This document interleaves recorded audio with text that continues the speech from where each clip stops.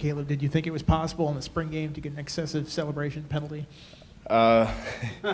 Yes and no, but I promise you, that won't happen again. Next ball is going straight to the referee's hand. Those 2 touchdowns, the long touchdown passes, have you done a lot of that this spring? Do you have a rapport with Grant Wells you feel is pretty good? Yeah, that's something definitely that we targeted this spring, trying to throw the ball downfield a little bit and just open up the field. You're a bigger guy. Do you feel like sometimes people overlook your speed? I mean, you've been up there near the top of those speed charts before. I mean, if they overlook it, they overlook it. I mean, I show it just about every time I'm on the field. But, I mean, as a bigger guy, being able to move well is definitely one of my, biggest traits. What's been the process this spring of kind of developing chemistry, especially on the deep ball with Grant and Jason also? But what's that work been like? I mean, chemistry through the whole team. We all started pretty much at zero with new staff and everything, and just extra work here and there. And then just once you see that first one completed, it starts building up confidence. You just roll from there. And what have you seen from the development of your quarterbacks? How good do you feel about the guys at that spot? I'm excited that ball can be in either one of those hands, and I'm gonna feel comfortable as a receiver, catching it from them. You've played with a lot of quarterbacks so far in your career. What sets Grant apart? What makes him different than some of the guys you've been with? Man, he's very mature and always composed, and he's not afraid to get on a receiver. And I like that leadership from the quarterback position, and that's, I think, really set him apart from the quarterbacks I've played with. And Brad Glenn said his deep ball accuracy is really good. Got to see that today. Have you noticed that? I mean, when you see that, what's good about it? I guess. I mean, like from late terms, like what sets that apart from him? As a receiver, once you get separation, you want to keep it. So obviously, having the ball get thrown in front of you, you can catch it in stride. That's what we want, and he does a really well job of that. Do you think you've been over? I mean, you got 2 transfers coming in. Jaden Blue obviously is here. You got freshmen. And a bunch of underclassmen, and you kind of get overlooked. Do you feel like you've been overlooked, kind of,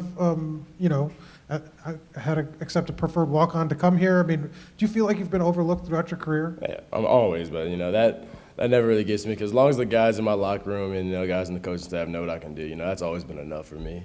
But yeah, no, definitely.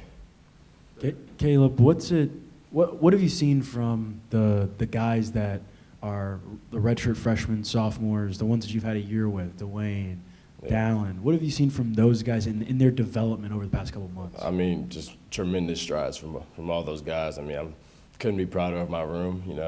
I feel comfortable having like 6 to 8 guys that on the field that don't got to blink an eye.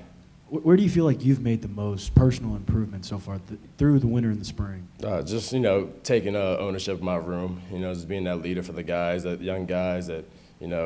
Just getting into college campus, eyes bright hope, and just being able to slow the game down for them and then reinforce, why they came here. Because, I mean, if you're here, you're an athlete, you can make plays. And sometimes in the midst of practice, you can slip away from that.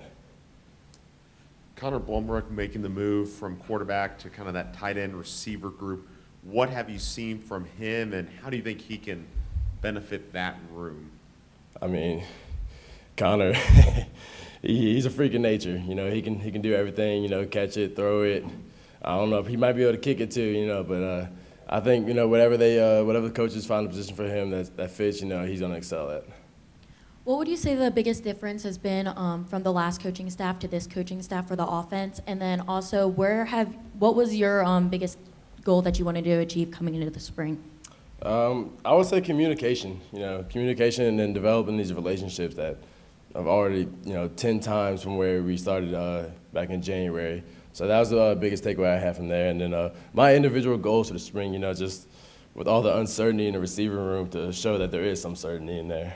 And, I feel like I did a good job with that. Well, I know it was an exhibition, but is there a punishment then for the celebration penalty? Oh, no. Me and Pride talked it out, and I promised him next time, the ball's going straight to the referee's hands. But did part of you think maybe if I get a second one, I'll be a legend? Like I get thrown out of the spring game, and you could like. Yeah, I don't even want to think about that. We don't know. Well, what do you think went right for the Maroon team and you today, catching those passes? What kind of felt like the comfortability aspect of it for you guys? I mean, once we figured out the 2 teams, a big thing for us this phase was competing. So as soon as we found a team, it don't matter whose team you're on, everybody, starts chirping at each other, just building that competitive nature. And I think that just really worked for us.